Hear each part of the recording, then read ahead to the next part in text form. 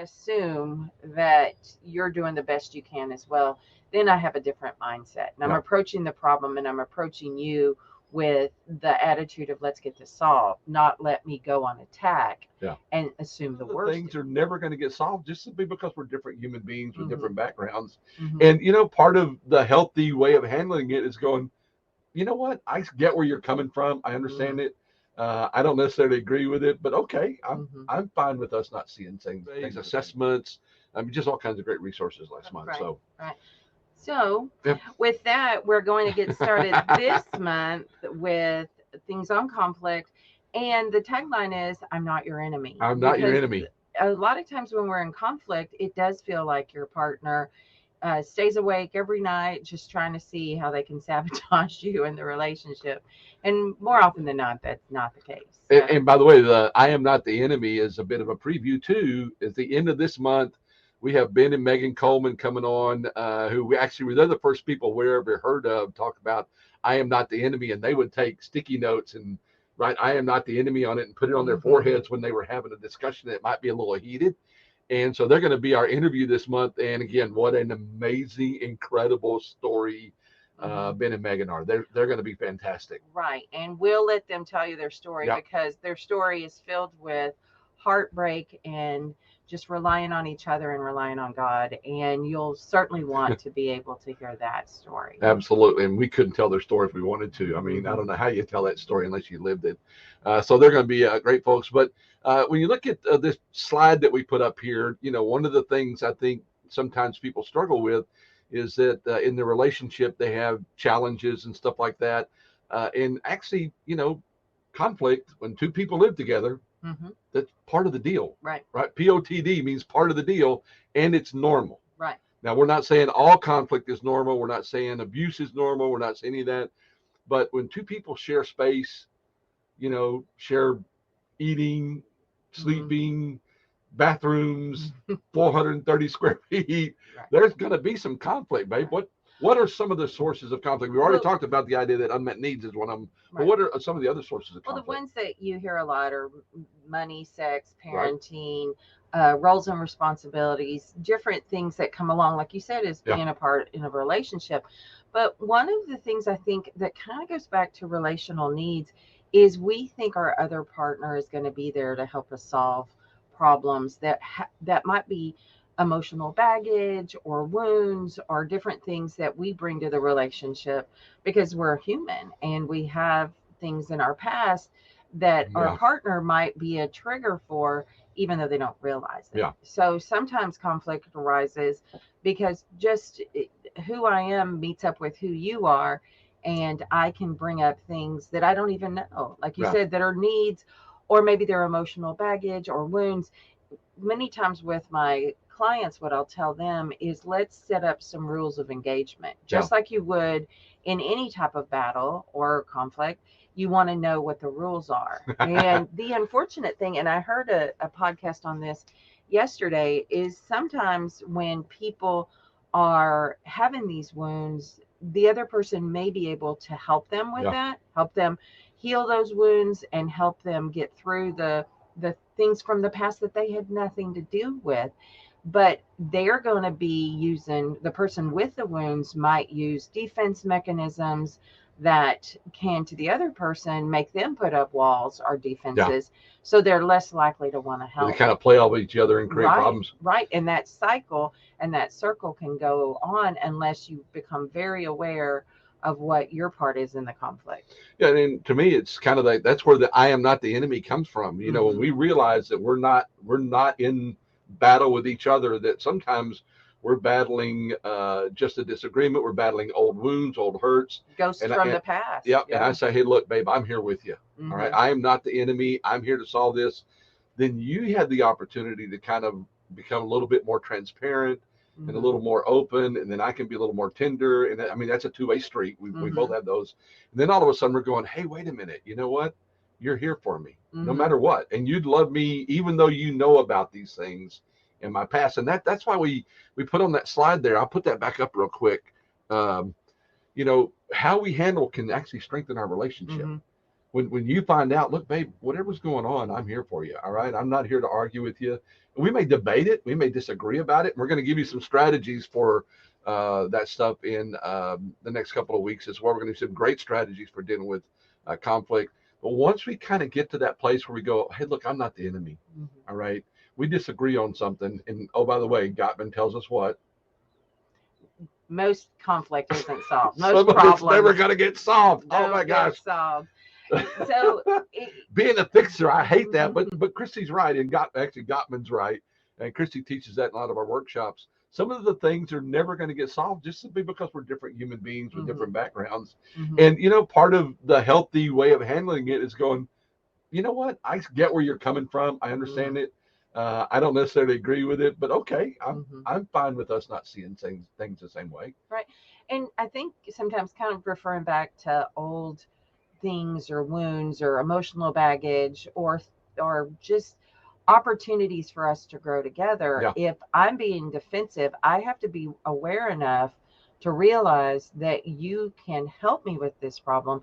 And a relationship, especially a committed relationship, is a lot of times the best way to get old wounds healed and handled. I don't think God created any better relationship than marriage for us to be able to do that, to get to that place where we think, hey, look, you know everything there is to know about me. I mean, I had 35 years. I can't hide anything from you, but you love me anyway. Right. And I know you, and I love you anyway. And we don't love each other with imperfection. We love each other in the imperfection. Right. And we're okay with that because we both realize we're imperfect. And there's going to be some things that are problems that we encounter that neither one of us can help the other person solve. There are going to be disappointments. We were thinking of, people losing jobs, people having loss of health, loss of mobility, just things that can happen. You can't help me with that necessarily, but you can support me as I, deal with some things as well. Yeah, and I mean, here's the other thing too that's really cool is as the world comes at us, sometimes we have problems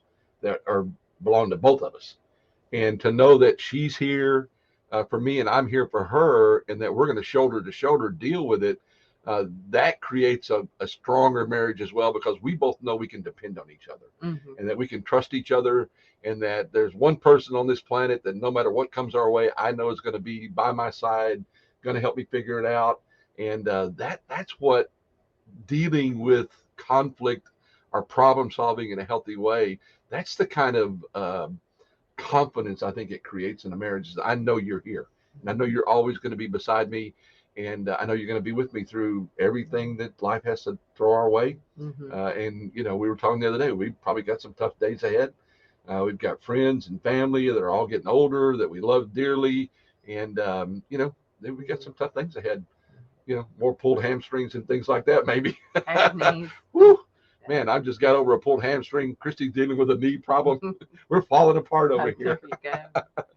But, babe, the last thing it says on this slide, I'm going to drop that slide real quick, is that no conflict is a red flag.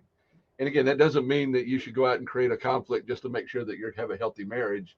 But if you're sweeping everything under the rug and ignoring everything, then that can be a problem. Right. And if you don't have the skills and ability to be a safe person to receive information, I know I've oftentimes told people, if you came home one day and said, I want to be a missionary in Africa, I'm probably not going to receive that information as well as you might want. But I want to be a safe person that you can talk to. Yeah. And sometimes when I'll ask couples, what's your most conflict about?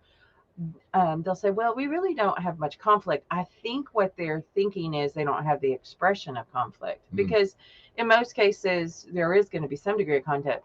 I tend to be a more laid back person. I'll have something happen and I'll go, whatever. And it's okay. And Christy's trying to tell you I'm not the more laid back person. And so when people say we're not like, heavily in conflict, that's good. Yeah. That is a good thing. Yeah.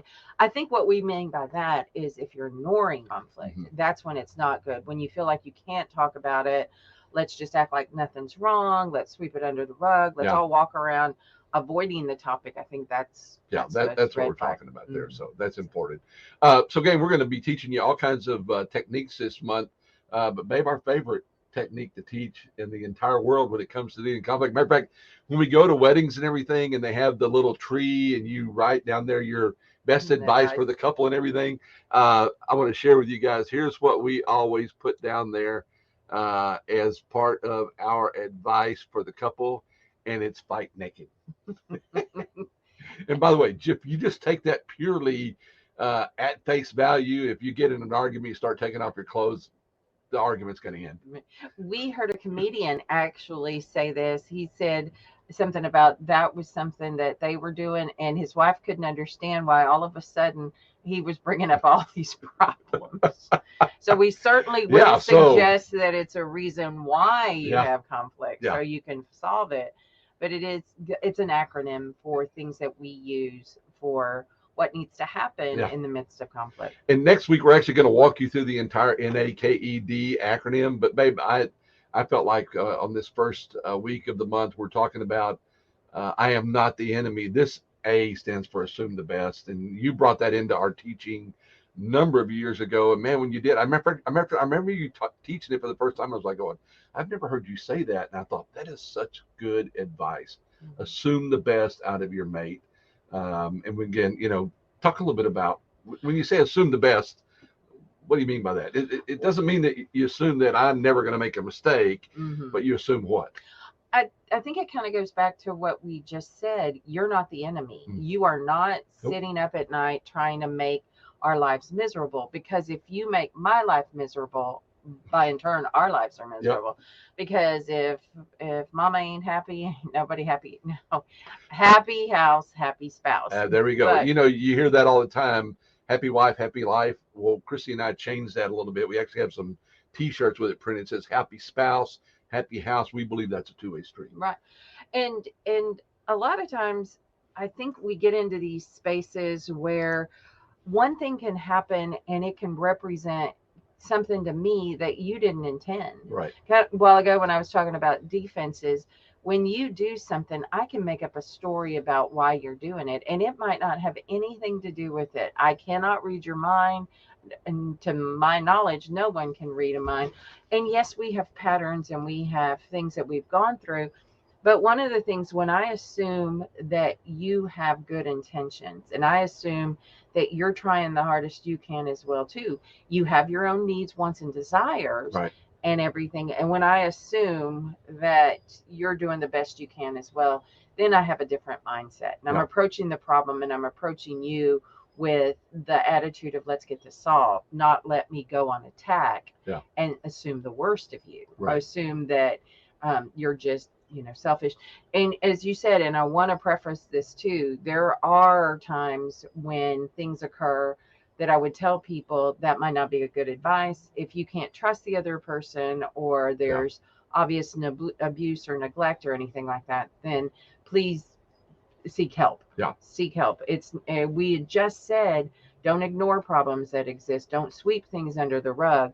Don't say, well, they said assume the best. Assume the best if the situation is one that is trustworthy. Yeah, and by assuming the best, we completely change the landscape or the foundation for how we come at problems. Or if you feel like I'm doing my best, but I make a mistake, and I assume you're doing your best and you make a mistake, well, both of us go, man, we both make mistakes. So I'd kind of like to extend the same grace to you. I want you to extend to me when I make a mistake.